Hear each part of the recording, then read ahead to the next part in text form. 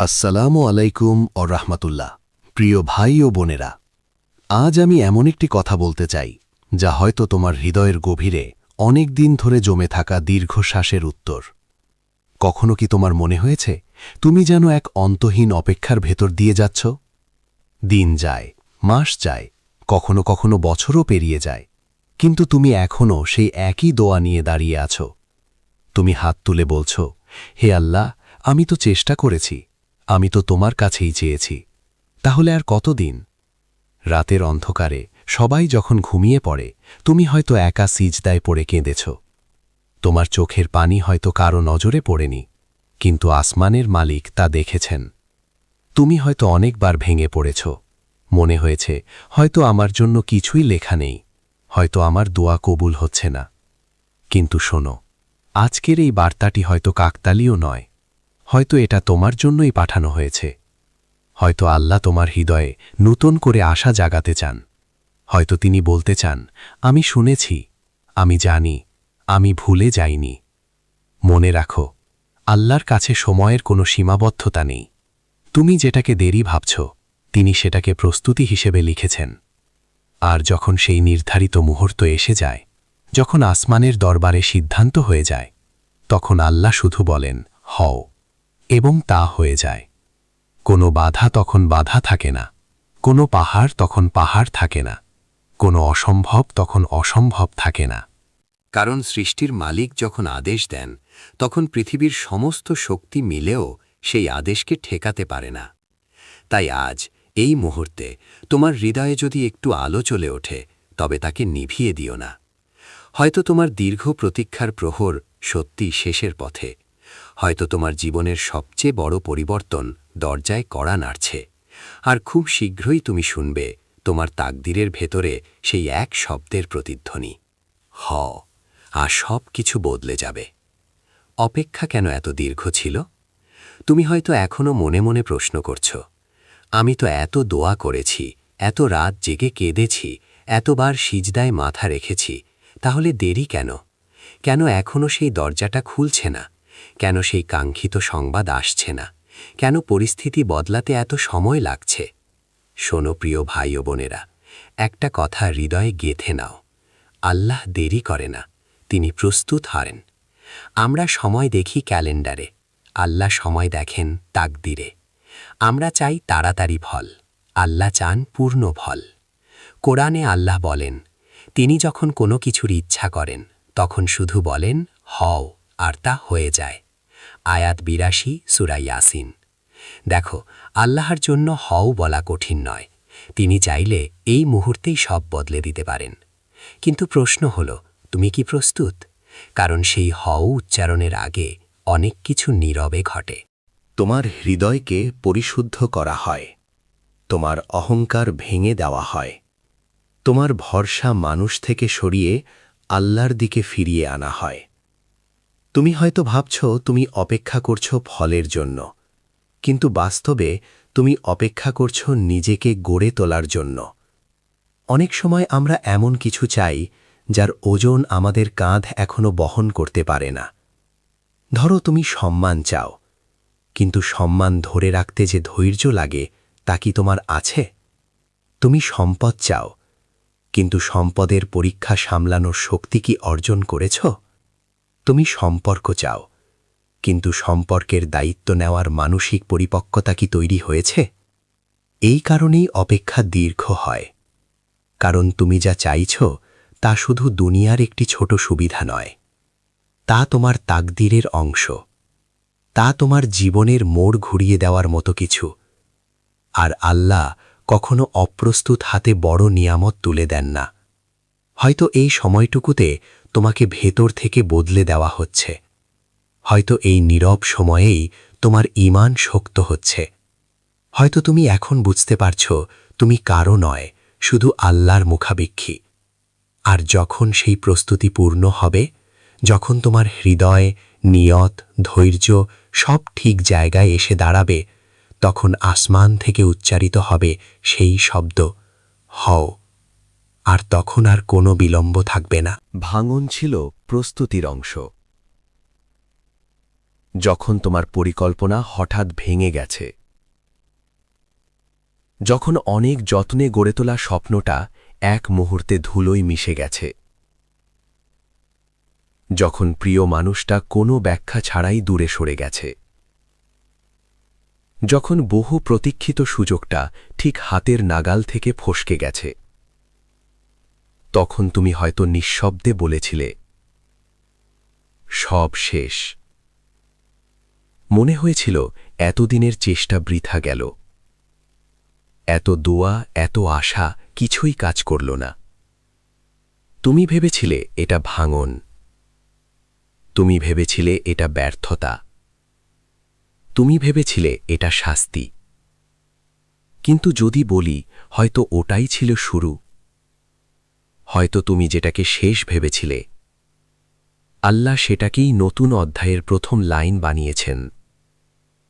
আমরা সাধারণত ভাঙনকে ক্ষতি হিসেবে দেখি, কিন্তু আল্লাহ অনেক সময় ভাঙনের মধ্যেই নির্মাণের ভিত্তি তৈরি করেন।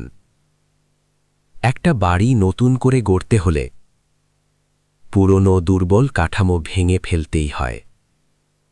তেমনি তোমার জীবনের কিছু সম্পর্ক, কিছু পরিকল্পনা, কিছু নির্ভরতা হয়তো শক্ত ছিল না, হয়তো তা তোমাকে সীমাবদ্ধ করে রাখছিল। তুমি হয়তো ছোট স্বপ্নে সন্তুষ্ট হয়ে যাচ্ছিলে, আর আল্লাহ তোমার জন্য বড় কিছু নির্ধারণ করে রেখেছিলেন। তাই তিনি ধীরে ধীরে তোমার হাতে থাকা ছোট জিনিসগুলো সরিয়ে দিলেন। যেটাকে তুমি আঁকড়ে ধরেছিলে, সেটা ছিনিয়ে নেওয়া হলো। যার ওপর ভরসা করছিলে, সে সরে গেল। যে দরজায় বারবার কড়া নাড়ছিলে, সেটা বন্ধ রইল। তখন তোমার হাত ফাঁকা হয়ে গেল। কিন্তু খেয়াল করো, ফাঁকা হাতেই তো নতুন কিছু ধরা যায়, ভর্তি হাতে নতুন নিয়ামত ধরা যায় না। কখনো কখনো আল্লাহ তোমাকে কাঁদান, শাস্তি দেওয়ার জন্য নয়, তোমার হৃদয় নরম করার জন্য। কখনো কখনো তিনি তোমাকে একা করেন, তোমাকে ধ্বংস করার জন্য নয়, বরং যেন তুমি বুঝতে পারো তোমার আসল আশ্রয় কেবল তিনিই। যে সম্পর্ক ভেঙে গেছে, হয়তো তা তোমাকে ভুল পথে নিয়ে যাচ্ছিল। যে সুযোগ হাতছাড়া হয়েছে, হয়তো তা তোমার জন্য ক্ষতির কারণ হতো। যে স্বপ্ন পূরণ হয়নি, হয়তো তা তোমার প্রকৃত সম্ভাবনাকে আটকে রাখছিল। তুমি তখন কাঁদছিলে, আর আসমানে তোমার জন্য নতুন পরিকল্পনা লেখা হচ্ছিল। তুমি ভাবছিলে সব শেষ, আর আল্লাহ বলছিলেন, এটা কেবল প্রস্তুতি। মনে রেখো, ভাঙন মানেই ধ্বংস নয়, ভাঙন অনেক সময় রূপান্তরের প্রথম ধাপ। হয়তো তোমার সেই কান্নার রাতগুলোই তোমাকে এমন এক মানুষে পরিণত করেছে যে বড় দায়িত্ব নিতে পারবে।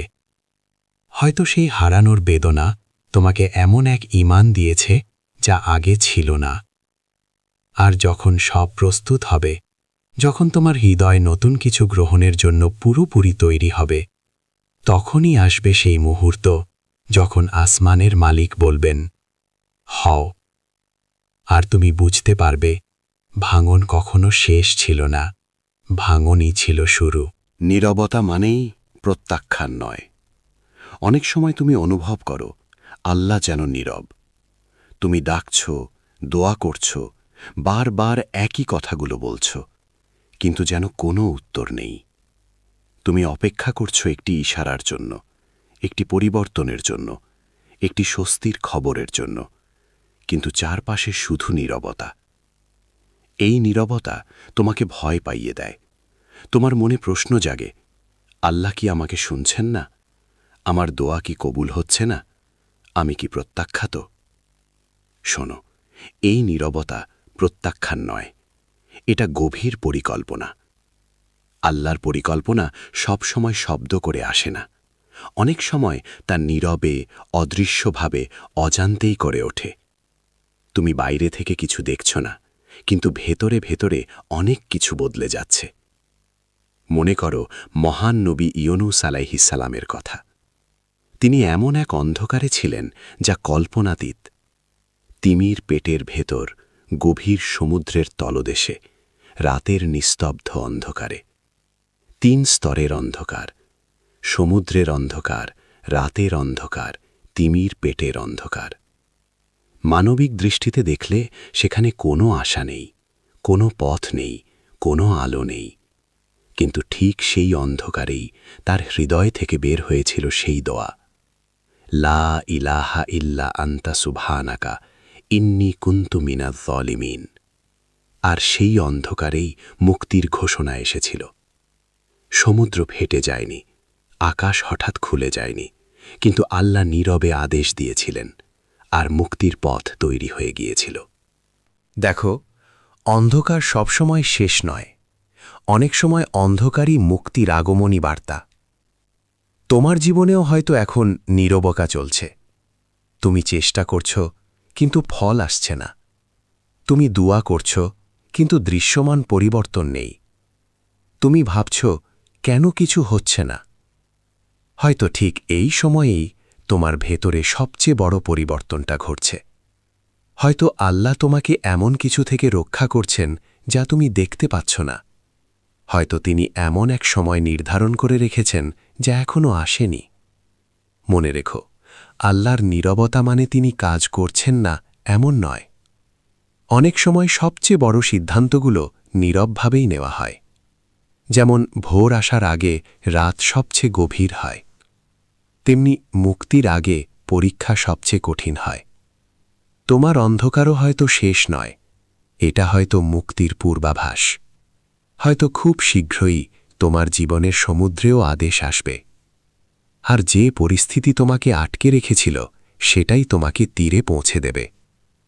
তাই নীরবতাকে ভয় পেও না, নীরবতার মাঝেও বিশ্বাস রাখো, কারণ আসমানের মালিক কখনো ভুলে যান না। যখন ঘোষণা আসে, জীবনে এমন একটা মুহূর্ত আসে যেটা আগে থেকে বোঝা যায় না। কোনো বড় শব্দ হয় না, কোনো নাটকীয় ইশারা থাকে না, কিন্তু হঠাৎ সব বদলে যায়। তুমি যে দরজায় বারবার কড়া নেড়েছ, যেটা প্রতিবারই বন্ধ হয়েছে, যেখানে তুমি অপমানিত হয়েছ, প্রত্যাখ্যাত হয়েছ, একদিন সেই দরজাটাই হঠাৎ খুলে যায়। যে ফোন কলের জন্য তুমি মাসের পর মাস অপেক্ষা করছিলে, প্রতিবার ফোন বেজে উঠলে বুক ধড়ফড় করত, কিন্তু কাঙ্ক্ষিত নামটা আসত না। হঠাৎ একদিন সেই নামটাই স্ক্রিনে ভেসে ওঠে। যে সমস্যার সমাধান তুমি কিছুতেই খুঁজে পাচ্ছিলে না, যেটা নিয়ে রাত জেগে চিন্তা করেছ, মানুষের কাছে গিয়েছ, হতাশ হয়ে পড়েছ, হঠাৎ দেখো সমাধানটা খুব সহজ হয়ে গেছে। যে সম্পর্কটা অসম্ভব মনে হচ্ছিল, সহজ হয়ে যায়। যে রিজিক বন্ধ মনে হচ্ছিল, নতুন পথ খুলে যায়।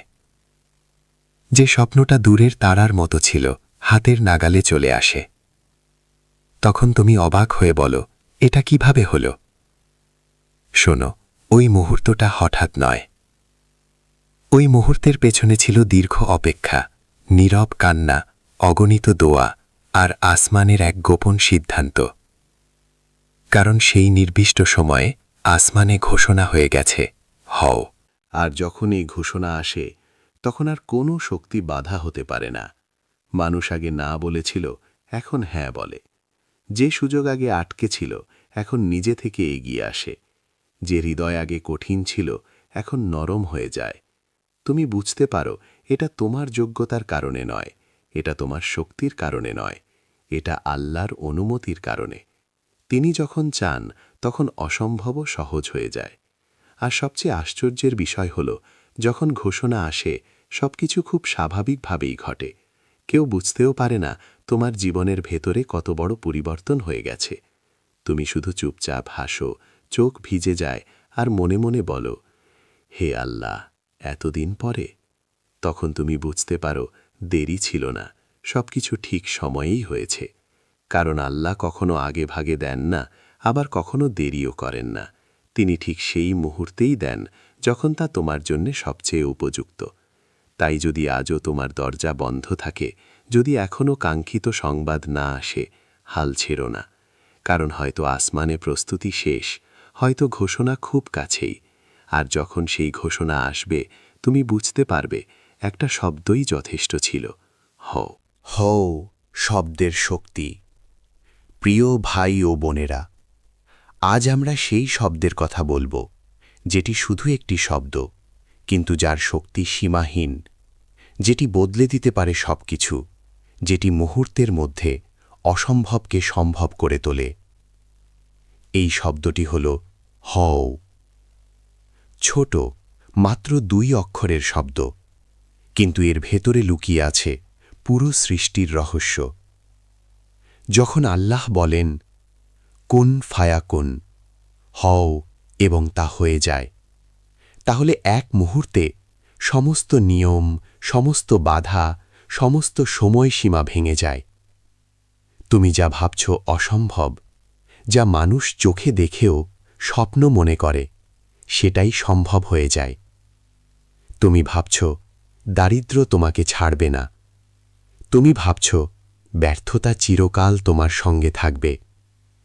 তুমি ভাবছ চোখের পানি বৃথা গেছে। কিন্তু আল্লাহ যখন বলেন হও, দারিদ্র্য সমৃদ্ধিতে রূপ নিতে পারে, ব্যর্থতা সম্মান ও গৌরবে পরিণত হতে পারে, চোখের অশ্রুই সাক্ষী হতে পারে তোমার বিজয়ের। শুধু চোখের পানিতে নয়, শুধু হৃদয়ের আকাঙ্ক্ষাই নয়, এই শব্দেই নিহিত শক্তি। কারণ সৃষ্টিকর্তার জন্য অসম্ভব নামে কিছু নেই। যে পথ তোমার জন্য বন্ধ মনে হচ্ছে, যে দরজা বারবার তোমার চোখের সামনে বন্ধ হয়েছে, তুমি যা হারিয়েছ সবই নতুন আকারে ফিরে আসে। এই শব্দের শক্তি তোমার জীবনের ক্ষুদ্রতম ক্ষত থেকে সবচেয়ে বড় ধ্বংস পর্যন্ত সব কিছুকে পরিবর্তন করতে সক্ষম। যে কষ্ট তুমি এতদিন সহ্য করছ, যে আশা তুমি হারাতে বসেছ, যে দোয়া তুমি ত্যাগ করতে যাচ্ছ, এই শব্দই সবকিছু ফিরিয়ে আনবে। ভাই ও বোনেরা, মনে রেখো, হও হল আল্লাহর আদেশ। এটি শুধু শোনার জন্য নয়, এটি মানার জন্য, এটি বিশ্বাসের জন্য, ধৈর্যের জন্য, আশার জন্য। যদি তুমি সত্যিই বিশ্বাস করো, যদি তুমি ধৈর্য ধারণ করো, যদি তুমি আল্লাহর প্রতি বিশ্বাস রাখো, তাহলে এই শব্দের শক্তি তোমার জীবনে প্রবাহিত হবে। এক মুহূর্তেই বদলে যাবে তোমার পরিস্থিতি। এক মুহূর্তেই আল্লাহর করুণা তোমার দিকে প্রবাহিত হবে। এক মুহূর্তেই তুমি বুঝবে যে শক্তি পৃথিবীর সব কিছু পরিবর্তন করতে পারে, সেটি হলো সেই 2 অক্ষরের শব্দ হও। এখন তোমার কাজ কি? প্রিয় ভাই ও বোনেরা, ধরে নাও সেই মুহূর্তটি ধীরে ধীরে কাছে চলে এসেছে, যখন আসমানের মালিক উচ্চারণ করবেন হও। তুমি হয়তো ভাবছ তখন কি হবে, কিভাবে প্রস্তুত হবে, কি করতে হবে। শোনো, সেই মুহূর্তের জন্য প্রস্তুতি শুধু বাহ্যিক নয়, প্রস্তুতি শুরু হয় তোমার হৃদয় থেকে, প্রস্তুতি শুরু হয় তোমার ঈমান থেকে। প্রথমে নামাজকে শক্ত করো। যে মানুষ নিয়মিত নামাজে অনুশীলন করে, যে বান্দা সিজদায় নিজের নিঃশ্বাস আল্লাহর কাছে দেয়, তিনি সেই মুহূর্তের জন্য প্রস্তুত। নামাজ হল তোমার আত্মার পাথেয়। নামাজ হল সেই চাবি যা দিয়ে তুমি আল্লাহর দরজায় প্রবেশ করো। দ্বিতীয়ত, গুনাহকে ছেড়ে দাও। যে কাজের কারণে তোমার হৃদয় ভারাক্রান্ত, যে কাজ তোমার শবত ও আন্নার সঙ্গে দুর্বল করছে, সেগুলো প্রত্যাহার করো। যে বান্দা আগাম নিজের ভুল স্বীকার করে, যে নিজের পথকে আল্লাহর নির্দেশে মেলাতে চায়, তিনি বরকতের জন্য প্রস্তুত। তৃতীয়ত, দোয়া বাড়াও। তুমি যা চাও তা আগে থেকে আল্লাহর কাছে উত্থাপন করো। দোয়া শুধু অনুরোধ নয়, এটি আত্মাকে প্রস্তুত করার এক প্রক্রিয়া। প্রতি দোয়া তোমাকে শেখায় ধৈর্য, প্রতি দোয়া তোমাকে শক্ত করে, প্রতি দোয়া তোমার হৃদয়কে আল্লাহর নির্দেশের জন্য খুলে দেয়। চতুর্থত, শকর আদায় শুরু করো। যে বান্দা আগাম শকর আদায় করে, যে ছোট ছোট নিয়ামতের জন্য ধন্যবাদ জানায়, সে বড় নিয়ামতের জন্য প্রস্তুত থাকে। ধন্যবাদ, কৃতজ্ঞতা এবং আনন্দ, এই 3টি শক্তি তোমার জীবনকে এমনভাবে পরিপূর্ণ করে যেন তুমি সেই মুহূর্তের স্বীকৃতি গ্রহণের জন্য তৈরি। ভাই ও বোনেরা, মনে রেখো, যে বান্দা প্রস্তুত তার জন্য শব্দটি এক মুহূর্তেই সমস্ত বাধা ভেঙে দেয়। যে বান্দা প্রস্তুত নয়, তার জন্য সেই মুহূর্ত হয় শুধু একটি স্বপ্ন। প্রস্তুতি মানে অনুশীলন, মানে আত্মা পরিশোধ, মানে বিশ্বাসকে জাগানো, মানে নিজের মনকে আল্লাহর নির্দেশে খোলা রাখা। তাই আজ থেকেই শুরু করো। নামাজকে দৃঢ় করো, গুনাহকে সরাও, দোয়া বাড়াও, শকর আদায় শুরু করো। যখন সেই মুহূর্ত আসবে, তুমি শুধু দাঁড়াবে, হাসবে আর চোখ ভিজে যাবে আনন্দে, কারণ তুমি আগেই প্রস্তুত ছিলে।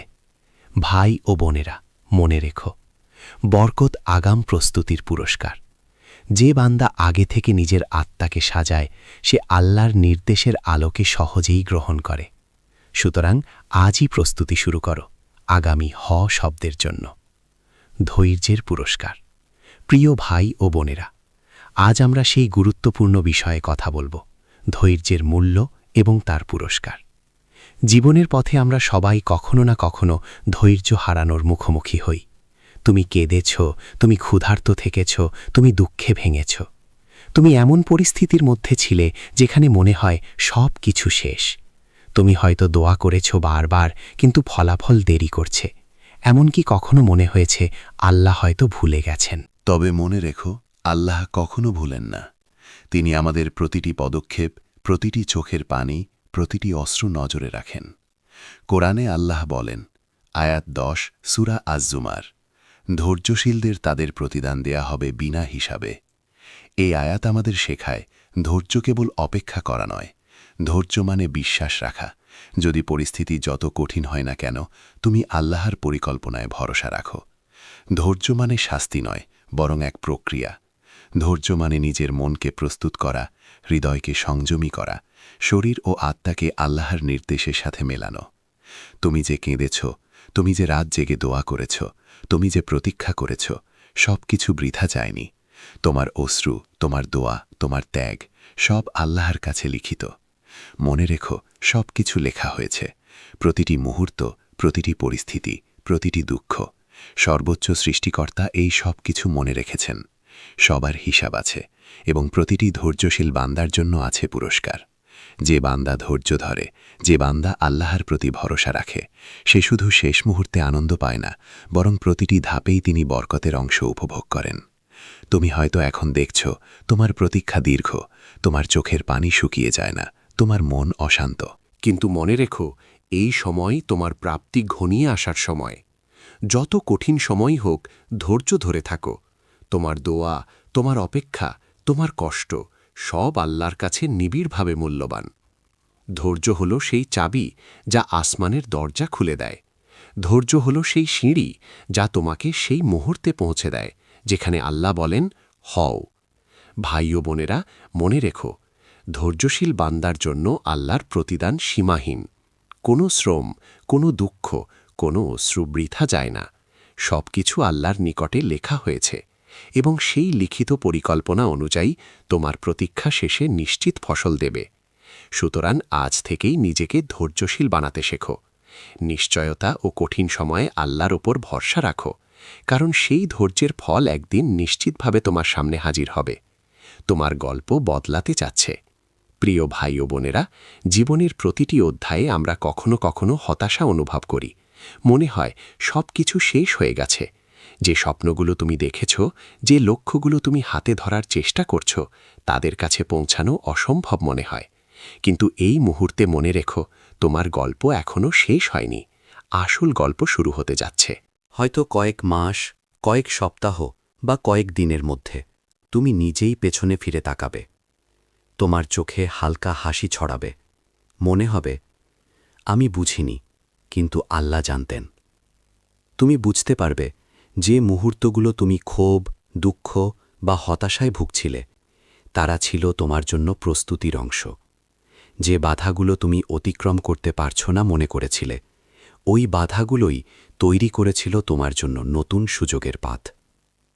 তুমি দেখবে যে মানুষগুলো তোমাকে অবহেলা করেছে, যারা তোমার প্রচেষ্টা, তোমার চেষ্টা ছোট মনে করেছে, একদিন তারা তাকিয়ে থাকবে অবাক হয়ে, চমকে, যখন তারা তোমার পরিবর্তন দেখবে। কারণ আল্লাহ কখনো ভুল বলেন না। যে পরিবর্তন তুমি এতদিন চাইছিলে, যে আনন্দ তুমি স্বপ্নে দেখেছিলে, ওই পরিবর্তন তোমার জন্য সঠিক সময়ে আসবে। তোমার গল্পের প্রতিটি অশ্রু, প্রতিটি দুঃখ, প্রতিটি অপেক্ষা সবই তৈরি করছে নতুন অধ্যায়ের জন্য। একটা অধ্যায় যা আগের সব ব্যর্থতা, সব অবহেলা, সব ক্ষতি ভুলিয়ে দিয়ে যাবে। তুমি তখন শুধু হেসে বলবে, এটাই ছিল আমার কিসমাত, এটাই ছিল আল্লাহর পরিকল্পনা। ভাই ও বোনেরা, মনে রেখো, তোমার জীবনের প্রতিটি অধ্যায় আল্লাহর নির্দেশে লেখা। প্রত্যেকটি পর্বের শেষ মানেই নতুন অধ্যায়ের শুরু। তুমি যা হারিয়েছ, যা ভেঙে গেছে, যা পিছনে ফেলে এসেছ, সবই নতুন অধ্যায়ের প্রস্তুতি। তাই এখন হাত বাড়িয়ে ধরো নতুন সম্ভাবনার দিকে। বিশ্বাস রাখো আল্লাহর প্রতি, ধৈর্য ধরো, দোয়া করো, কারণ খুব শীঘ্রই তোমার গল্প বদলাবে। তুমি নিজেই অবাক হয়ে দেখবে যে তুমি ভেবেছিলে সব শেষ, আসলে সেটা ছিল নতুন শুরু। তোমার নতুন অধ্যায় শুরু হয়েছে আল্লাহর অনুমতিতে।